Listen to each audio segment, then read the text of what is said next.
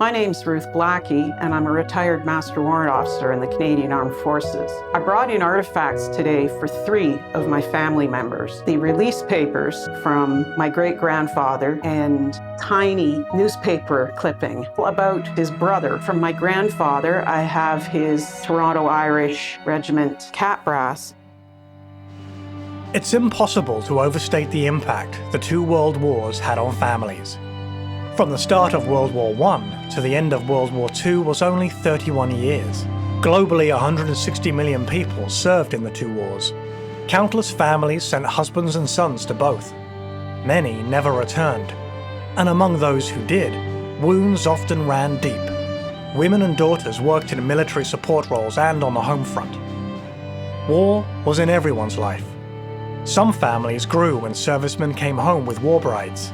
Others suffered great loss. Families lost homes, businesses, fathers. Those left behind uprooted, rebuilt, and found ways to carry on. Thank you for coming in and bringing these wonderful artifacts with you today. Thank you. I've brought in some artifacts from my grandfather, William Andrew Jessup. He was in the Irish Regiment of Canada. With your grandfather's artifacts here, these were his cap badge and his ribbons, and then those were his ribbons that he would have been wearing when he released from the army at the end of the war. Next is my great-grandfather, Finley Hall Henderson, who was a piper in the Black Watch Territorials based out of Dundee. So the Black Watch was an infantry regiment in the British Army. It was a Highland regiment, so it meant it was a kilted regiment. They wore kilts. The great-grandfather was a piper in the regiment, and you've got his discharge paperwork. Tells when he joined, when he was released, why he was released, and all that sort of good stuff. So, very interesting combination of artifacts. His sergeant's chevrons that are on this tartan material. The Irish Regiment of Canada was the only Irish regiment to wear a tartan for a kilt. I find it really interesting that that's what this backing is. And it makes me wonder, he was given that when he was promoted, and it was sort of like a grip and grin picture sort of thing. You slide this on over the arm, and he managed to pocket it, especially where it's got the regimental tartan in the background. Your grandfather's service was all in the Canadian Army. But your great-grandfather and your great-grandfather's brother were both in the British Army in a Scottish regiment known as the Black Watch. To me, it's no coincidence that your great-grandfather was also in the Black Watch, because the British Army used to recruit by areas. The cache for recruiting the Black Watch was Dundee area, where these 2 lived. So my grandfather was 35-ish. Grandpa Henderson here, I think, was about 40. Oh, 40, yes. Yeah. And he joined as a piper, so they probably could overlook a few physical shortcomings.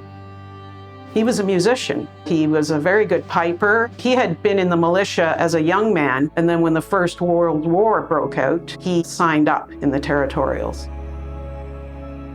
Through your research, did you find out anything more about their service in the Black Watch? What I did find in my research of him was I found him on a census as a child, and I found he had a brother that nobody had ever told me about. Right. So I started looking for the brother. He showed up 2 weeks before the wedding, so he was born with his mother's name. So I was able to find his birth, but then I couldn't find anything else about him. And then a cousin of mine was clearing out some things. We'd had a death with one of the older members of our family, and she showed up and said, "Oh, I found a couple of things you might like." And it was an old family picture of Grandpa Henderson, and then this little beat-up newspaper article.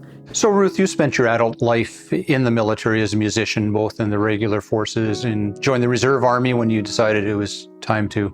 You found it interesting when you read your grandfather's service records, that how your career sort of path, not necessarily you did the same things. I found out that he was part of 5 Division when I was in the Army Reserves. I mean, here I was in 5 Div, just like my grandfather had been. My career was as a military musician. As a musician, sort of the end of the piece, I just thought that was the nicest way to end it all for both of us, you know? Although Ruth's great-grandfather was a piper, he was a soldier. He would have gone overseas with the battalion, would have been expected to have been a rifleman, and he would have been the poor soul that would have gone up on the parapet and piped them over the top on an attack, which to me made you the #1 target of the enemy. So soldier first, musician second, but you all had to learn how to be a soldier. The tragic aspect of it, of course, is when he was, learning how to dig trenches and how to sleep under the stars, and something happened to his kidneys. He started getting sick, and it was kidney failure, so he was released after a year, and he went back to his job as a jute mill overseer.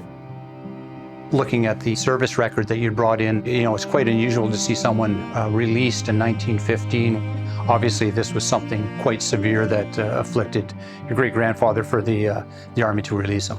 And he ended up dying from that in 1917. When Grandpa Henderson died, that was the catalyst to get his wife and the children over to Canada. Dundee was in a mess after the war. There was raw sewage in the streets. Everybody was in tenements. It was bad. What I always think about in those times is, that's terrible, having your husband die. And I heard through older members of the family before they passed that she wasn't doing well. She was very sad. She was trying to make ends meet with 5 kids and by taking in laundry. Everybody was going through it. Things that would have been just horrible tragedies now were very commonplace then.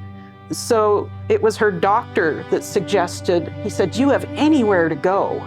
And one of her sisters had gone to Australia. Her brother-in-law, his half-brother, was already in Toronto, so they decided Toronto, but they didn't have the money, so she sent the 2 oldest to Toronto to get jobs and get settled and send money back, and then she followed a couple of years later with the 3 younger kids. It was actually quite impressive that Ruth was able to put those all together, because she had to do a fair amount of work to gather up these bits and pieces. Probably a lot of work on her behalf to get these together in order to try and maintain a family story that she can pass on to future generations. And I really appreciated the opportunity to tell the stories of my family members. Thank you so much for bringing these lovely family artifacts in with you. Well, thank you for listening to me. I do love to tell a story.